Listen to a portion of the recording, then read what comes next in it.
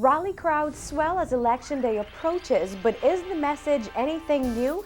Also, tonight we take you inside the Police Training College. The most popular classes are when it comes to deal with the firearms training. The DNA promises a new prison. PLP leader Perry Christie addresses thousands of supporters last night, and high school students get prepared for the workforce. These students are not prepared sufficiently. I'm Nakia DeVoe, and this is NB12 Weekend.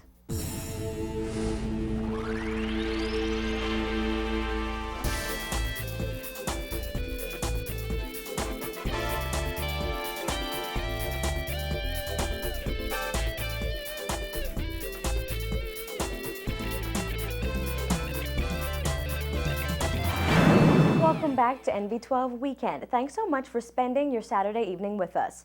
The Progressive Liberal Party's crowds are growing for their mass rallies. Last night, thousands showed up to Clifford Park to hear from party leader Perry Christie. Paige Ferguson has more of what he had to say in this next report.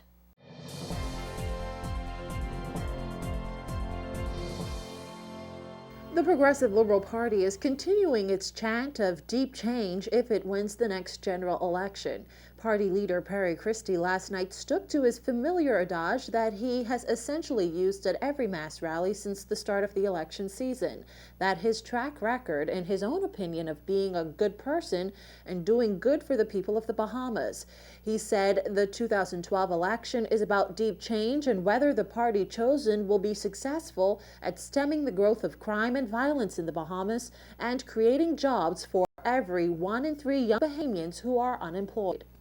My track record and my government's track record for caring for people is clear.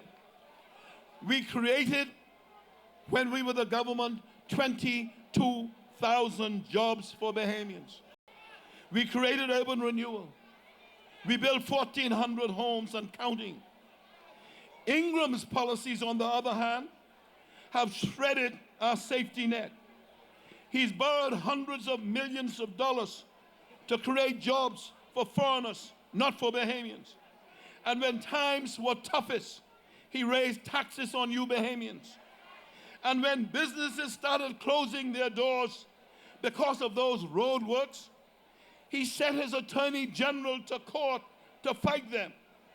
Christie again lambasted the Free National Movement and Hubert Ingram for what he called the poor treatment of Bahamians who live in inner city communities most affected by the New Providence Road Improvement Project. Those roadworks you have heard are nearly $100 million over budget, and they're not done yet. And for God's sake, Bahamians, you gotta go to bed thinking about that. You have to wake up thinking about that, and you have to put that on Hubert Ingram's head. And as you're going around the Bahamas, you'll find out for me where that money is and where it is gone.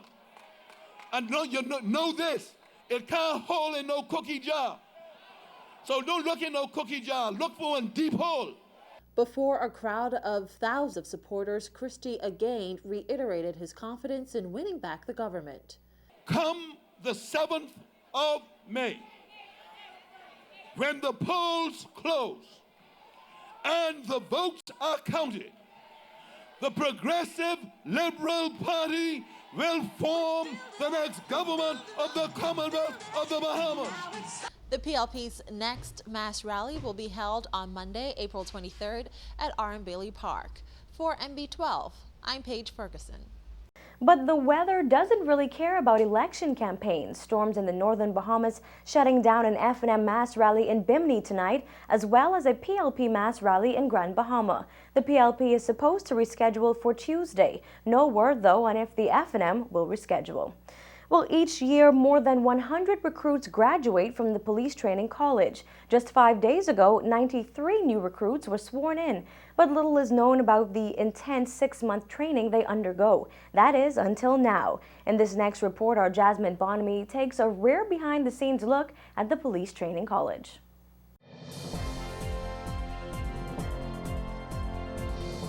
Those 93 recruits who were sworn in at police headquarters on Monday are nearly finished with their first week of training, but they'll have to spend the next 3 weeks here at the compound. The first few weeks of recruit training are said to be the most difficult. In fact, during the first month, the recruits live in dormitories at the college's Thompson Boulevard campus. The police college has been training future officers since the 1970s, and the curriculum has changed over the years. Today, the curriculum consists of 9 components, according to Inspector Marino Hines. Hines says many of the changes come as a result of amendments to the law, like that package of crime bills passed last fall. The approach we take is society-based. When there is a specific need in society, we try to adjust our curriculum to suit those needs. And so the law is ever-changing. And when there is a specific case law or a judicial precedent that has been set, we get and we seek out those laws and we adjust our program where necessary. All of the laws must be adhered to as per policy made by our Commissioner of Police. And so those laws are taught here at the Police Training College, and we break it down very small so that the recruits can take it in. Hines says training includes both theory and practice, covering a wide range of applied police sciences. But Sergeant Audley Peters, program coordinator at the college, says students tend to favor the firearms training classes the most. I'd say for most of the recruits, the most popular classes are when it comes to deal with the firearms training. And according to Peters, the recruits have just about everything they need at the college, including labs for every area of policing. We also have a computer lab, a library facility. We have a scenes of crime lab. We have a detective school, and we have an in-service training school. A specialist school. The specialist school deals with the firearm, the driving, and the defensive tactics. On average, 2 to 5 squads are recruited each year. Those squads each have 20 to 30 recruits. Only a few students drop out, and that's usually because of the intense physical training. For this reason, Hines says becoming an officer is not for the faint of heart. It's a job that you cannot become a millionaire or a billionaire, but you feel a sense of pride in knowing that you would have served and protected the Bahamian populace with everything, every fiber of your being. Reporting for NB12, I'm Jasmine Bonamy. Leader of the Democratic National Alliance, Branville McCartney, says one of the first things his party will do if successful in taking office would be to improve Her Majesty's prison and build a new prison outside of New Providence. The conditions of the prison is one that needs to be rectified. And like I said earlier, we certainly intend to move the prison to another island and use this prison as remand. The planned new prison on one of the other islands will hold the convicted criminals, while Her Majesty's prison on Fox Hill Road here in New Providence will be the remand facility. McCartney said HMP is in desperate need of upgrades, and the DNA government would ensure that it is brought up to international standards. Listen, we can't go less than that. This is the Bahamas, and we must start doing things to international standards and beyond. That is what the DNA is all about, moving this country forward, moving this country into the 21st century. Last month, the National Congress of Trade Union of the Bahamas and the Bahamas Prison Officers Association threatened industrial action over labor issues it claimed were outstanding. Chief among them, poorly functioning running water facilities, a need for repairs in the female prison, an incomplete perimeter wall, and a damaged roof in the maximum security wing.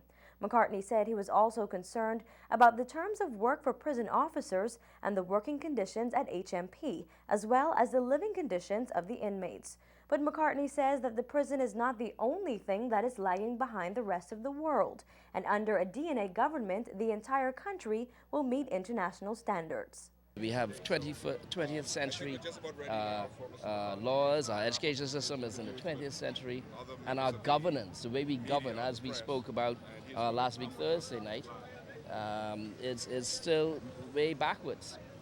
We need to get new leadership so that we can move our country forward.